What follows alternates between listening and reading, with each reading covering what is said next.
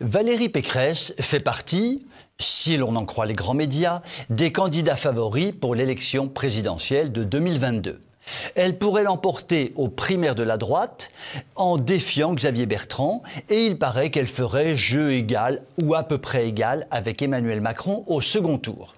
C'est une femme, elle est moderne, elle a claqué à bon moment la porte des Républicains, prouvant par là qu'elle n'était pas une extrémiste, tout en étant capable de faire vibrer tout récemment la corde sensible de la fermeté sur l'immigration, le seul temps d'une campagne électorale, puisqu'elle a su dire le contraire il y a peu. Bref, certains lui donneraient le bon Dieu sans confession. Le bon Dieu, parfois, doit voir rouge, car pour ceux qui s'en souviennent, Pécresse est la bonne dame qui fait la promo du porno à Solidaise en versant à ce festival ignoble des sommes gigantesques.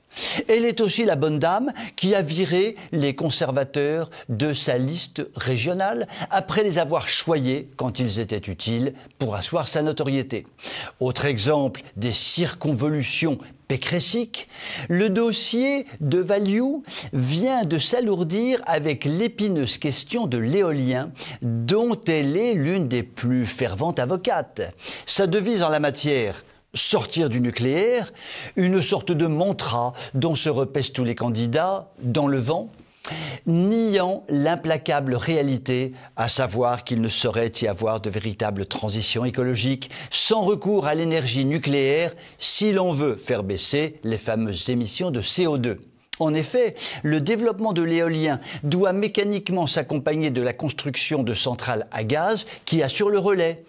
Et ça fait quoi, le gaz? Et qui fait le gaz relais? Je vous le donne en mille. Eh bien, le gaz, ça augmente les gaz à effet de serre. Bendamoui. Oui, c'est ce que reconnaît même le ministère de la Transition écologique dans un rapport paru l'an passé sur la stratégie bas carbone.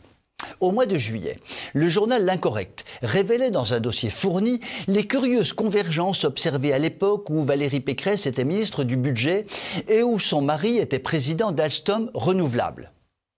J'insiste lourdement, d'Alstom Renouvelable. Je réinsiste, renouvelable, comme les énergies renouvelables, comme les éoliennes par exemple. En politique, les hasards sont rares et les coïncidences ne sont jamais gratuites. Jérôme Pécresse, le mari à Lily Damour, grâce au coup de pouce de l'État, a pu bénéficier alors d'un formidable encouragement à un plan de développement de l'éolien en mer, obtenant miraculeusement la levée de tous les blocages administratifs qui l'empêchaient jusque-là. Peu importe que, depuis, les projets pédalent un peu dans l'eau salée des océans, l'éolien marin se développe inexorablement. Valérie, attention, tu fais un mauvais calcul, tu n'as pas appris à compter pendant tes études. Les Français n'en veulent majoritairement pas de ton éolien. Ce serait quand même ballot que ceux que l'on appelle, à tort sans doute, la droite gouvernementale, se choisissent comme égérie l'une de celles qui a très largement contribué à l'extension des éoliennes dans notre beau pays massacré par les éoliennes. Vous voyez le tableau. Soyons précis. Valérie est éoliennophile et ne manquera pas d'appuyer sur la pédale d'accélérateur si elle parvient au pouvoir. Et cela, il ne le faut à aucun prix. La candidate oscille au gré des opportunités et des retournements de situation pour mener à bien ses intérêts propres. Mais le vent des éoliennes ou de la politique n'est que du vent bien incapable de sortir notre France du marasme. Je vous souhaite une très bonne soirée.